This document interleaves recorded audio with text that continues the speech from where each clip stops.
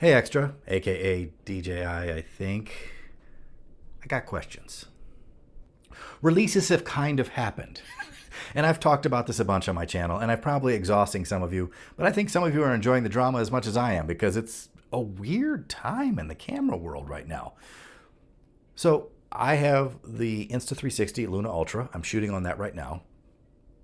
But prior to that, DJI has said they're going to launch the new 4P, and they are going to have, and Xtra's got their Muse 2P, and but those two are kind of weirdly not launching or not hitting the market yet, and only getting in the hands of a few influencers, whereas the Ultra is out.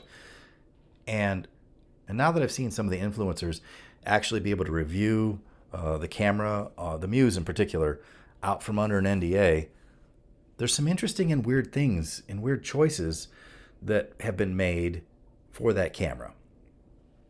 The one that sticks out most glaringly to me, the weird one, is the inability to use the same log profile on both lenses. That becomes a bit of a deal breaker for me. I want to be able to seamlessly edit my footage and have it all have the same log profile. And I want the best log profile possible in the camera. Now, I understand the Muse 2 and the 4P both have a great sensor on their primary camera. But the whole point of the two camera system is to have two lenses that are doing the same thing. And the fact that the one lens is handicapped a little bit, that becomes a real turnoff for me. It's the one big plus I'm loving so far with the Luna. Like, when I use their log profile, it works on both lenses. We talked about this at length on one of my live streams with Colden and with Sophie. It's probably because of this lo-fi chip, whatever we're going to call it, and it's only on the one sensor. But I feel like that's something that should have been thought about before launch. Which brings up more questions, which we'll get to in a minute. The other thing I find interesting is, one, I don't know about the Muse 2. I should have asked Sophie. The 4P doesn't appear to have any kind of gimbal protection except the bag you put it in, which is not gimbal protection at all.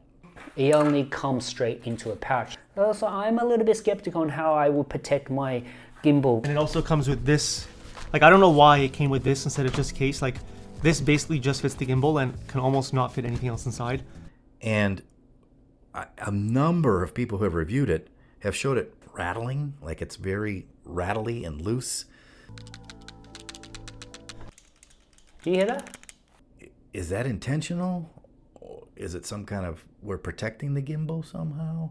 I don't know. It just seems weird that it's not locking tight like the like the Pocket 3 and like the Luna. Like, they lock up and we're not getting that rattle. What is that? I do find it interesting and a cool thing that Xtra has allowed people like me to reserve a spot to get the Muse 2P. But why? Like, are you trying to gauge? It's just a business thing? You're trying to gauge the actual interest, or were you trying to get people like, oh, I've committed money now, I probably won't buy the competitor's camera. I don't understand it. Help me understand. I do think it's cool. I should mention that I do think it's cool that deposit is refundable. I hope, even though I'm talking a bunch of junk, because I'm probably going to want the refund. I guess the bottom line that I'm getting to with all of this is I feel like this weird release of information and Band-Aid fixes like the little remote are all reactionary.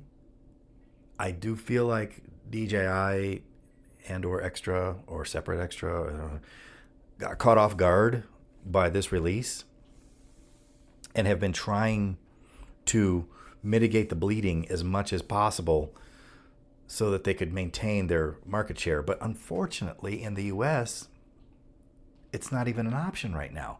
Like, focus over there, figure out how to get that fixed and bring that to market here, or just, calm down. Like, let it be what it is when it is. I will say too, and you guys already know this, but it's observations on the Insta360 Luna Ultra. And that is, yep, it's a first generation camera, and yep, it's not perfect, but boy, are they working very hard to address the issues through firmware. And the firmware updates have been pretty regular, and the camera just keeps getting better. And I will say, in my opinion, this isn't truly a first-gen product.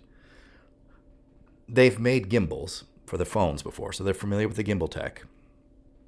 They've made cameras for a while now, albeit 360 cameras is their primary business, but they've been working with sensors and lenses, and they have released the Ace Pro 2 this year, and they have their little tiny cameras, I forget what they call those.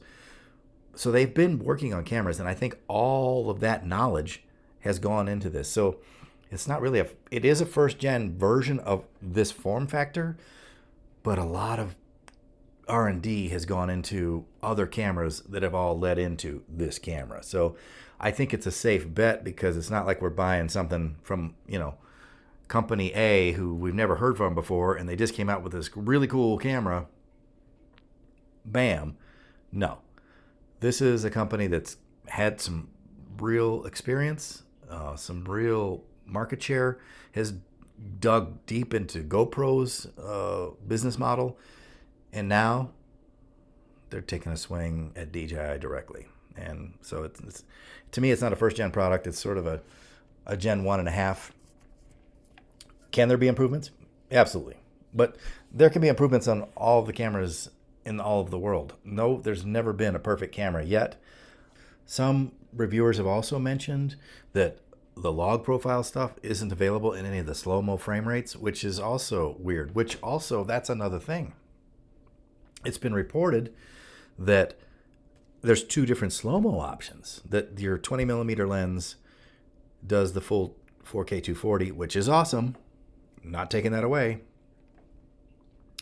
but the other lens caps out around 200, which is still awesome-ish, but weird. Why are there these? Why does this camera have?